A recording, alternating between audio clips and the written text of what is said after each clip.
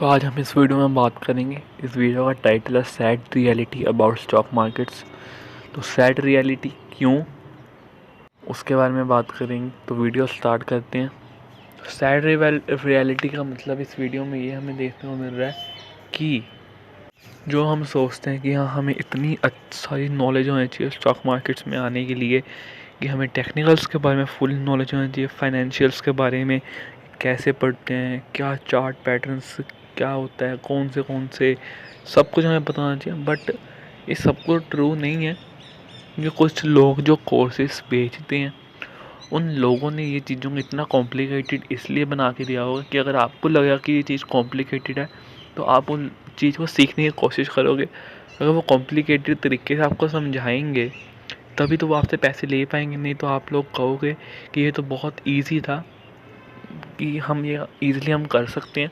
But वो लोग अपने कोर्सेज, उन्हें अपना घर चलाना है, तो वो अपने कोर्सेज बेचने के लिए ये सारे टैक्टिक्स करते हैं कि आपको बहुत ही मुश्किल नॉलेज जो आपको ऊपर से ही बेसिकली निकल जाए आपके दिमाग से, वो चीज़ें बताते हैं। वो चार्ट पैटर्न्स की कैसे देखना चाहिए, बट असली में ये चीज़ कोई ज़्यादा मुश्किल नहीं है। बहुत बेसिक सी, बहुत छोटी सी अगर नॉलेज चाहिए होती है मार्केट में आने के लिए।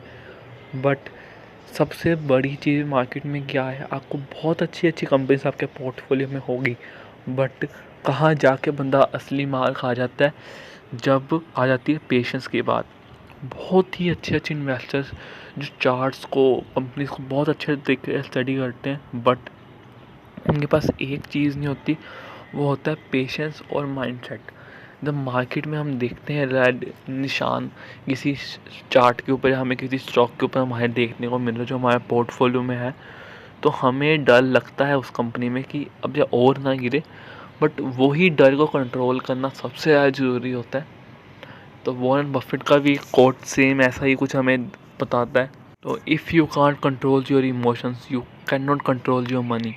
तो इमोशंस को अगर आप कंट्रोल नहीं कर पाओगे तो अपने आप पैसों को भी नहीं कंट्रोल कर पाओगे। इमोशंस, इसमें हम क्या बात कर रहे हैं, वही जब हमें लाल निशान किसी चार्ट के ऊपर देखने को मिलता है तो जो डर लगता है, इसमें उसी इमोशन की बात हो रही है।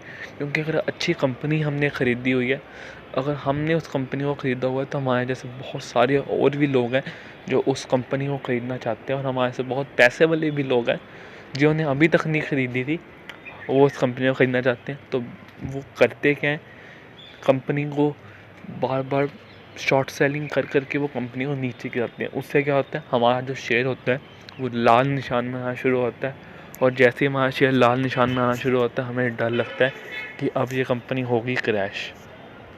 तो हम भी उस एक बहुत अच्छे स्टॉक को उस लेवल पे बेच देते हैं, तो वो हमारे हाथ से निकल के स्टॉक उन लोगों के पास आ जाता है जिनके पास पेशेंस है, और वो अपने पेशेंस से रिवॉर्ड बहुत अच्छे कमा रहे हैं इस टाइम पे। तो सेम चीज़ यही होती है। और कई लोग ये भी सोचते हैं, अगर कंपनी, अगर बाई चांस मैंने कंपनी 500 पे बाई किया, वो 600 पे चल गई है, तो वो कहते हैं अगर 500 पे मैंने बाई किया तो 440 पे, अगर 600 पे जाके वो 440 पे आ गई है, तो लोग क्या कहते हैं 600 पे बाई हम बेच देंगे, जब वापस से नीचे गिरेगी हम तब उसको ख़रीद लेंगे। तो ये चीज़ भी बहुत गलत है। अगर आपने किसी कंपनी को किसी लेवल पे छोड़ दिया है, तो आप मेरे से बेट लगा सकते हो दोबारा आप उस कंपनी को बाई नहीं कर पाओगे। ऐसा क्यों होता है, क्योंकि हम हमेशा यही सोचते हैं दोबारा बाई करने के टाइम पे, या फर्स्ट टाइम भी बाई करने के टाइम पे, कि काश अब वो कंपनी और नीचे आ जाए हम तब खरीदेंगे, या इस लेवल पे आ जाए तब खरीदेंगे। और इसी लेवल पे आते आते वो स्टॉक कभी उस लेवल पे आता ही नहीं जब हम ख़रीद पाएँ, और वो 2000 का या 1500 का जो स्टॉक होता है वो पहुंच जाता है 3000 4000 पे। सेम चीज़ मेरे साथ हुई थी। एप्पल का शेयर था 1500 पे चल रहा था, मैं नहीं ख़रीद पाया।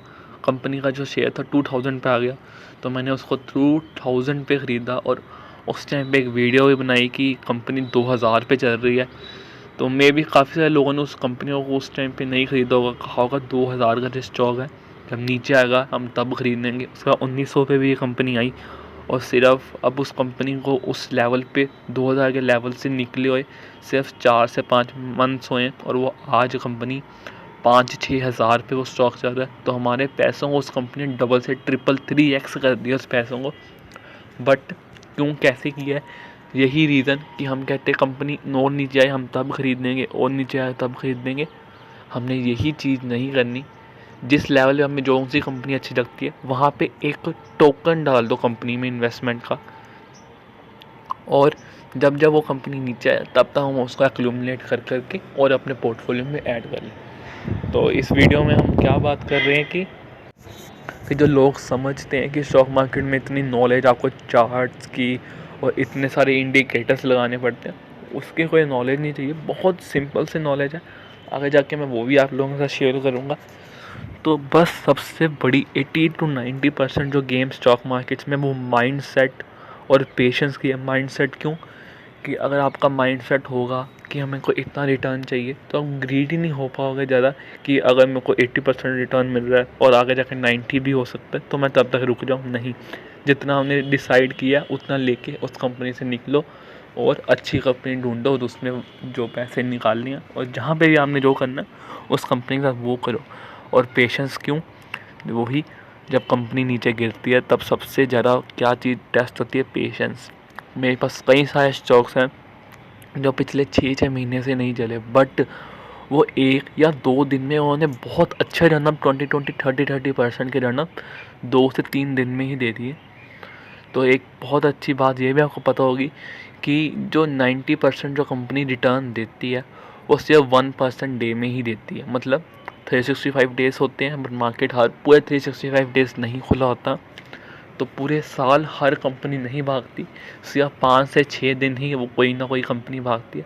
हर साल या तो वो पूरे साल या तो वो कंसोलिडेट होती रहेगी, या तो उसमें थोड़ी सी प्रॉफिट बुकिंग या थोड़ा सा ऊपर नीचे होता रहेगा। बट अगर किसी कंपनी ने 20% रिटर्न दिया होगा तो आप मार्केट में जाकर चेक भी कर सकते हो किसी स्टॉक के बारे में जिसने बहुत अच्छे रिटर्न दिए हैं आपको। उसने जो अपने रिटर्न दिए हैं वो अपने हाफ से भी हाफ टाइम में दिए हैं। मतलब अगर 10 दिन, अगर हम कहते हैं कि पूरा दिन कंपनी 10 दिन चलनी है स्टॉक मार्केट, तो उससे सिर्फ 2 से 3 दिन में ही कंपनी ने हमें रिटर्न दिए। बाकी जो रिमेनिंग 7 डेज़ हैं वहाँ पे कंपनी कंसोलिडेट ही होती है। इसलिए मार्केट को हमें कभी टाइम भी नहीं करना चाहिए। जो से स्टॉक जिस लेवल पे हमारे हाथ में आए, बट हमें ग्रोथ देख के उस कंपनी को पकड़ना चाहिए। ये नहीं कि हमने हाई लेवल पे एक कंपनी को ख़रीद लिया, हमें उसकी ग्रोथ देख के उस लेवल पर खरीदना चाहिए। जैसे एप्पल में मेरे को कंपनी में ग्रोथ दिख रही थी क्योंकि ये सेक्टर अभी तक नया है, लोगों को इस सेक्टर के बारे में नहीं पता। बट 2000 पे कंपनी अपना हाई बना रही थी और सिर्फ उस कंपनी को आज वीडियो बने सिर्फ 4 से 5 महीने हुए होंगे और वो कंपनी आज 6000 पे भी चल रही है। तो वही चीज़, कभी मार्केट को टाइम नहीं करना चाहिए। अच्छी कंपनी सही लेवल पे ख़रीद के, पेशेंस बहुत ज़रूरी है। तो सारा गेम पेशेंस का है यहाँ पे। नॉलेज ज़्यादा कॉस्टली या ज़्यादा है भी नहीं, बट माइंडसेट हमेशा हमें अपना सही बना के रखना चाहिए, ज़्यादा ग्रीडी भी नहीं होना चाहिए। तो ये थी मेरी थोड़ी सी नॉलेज आप लोगों से शेयर करनी थी। So thank you for watching this video. Good bye.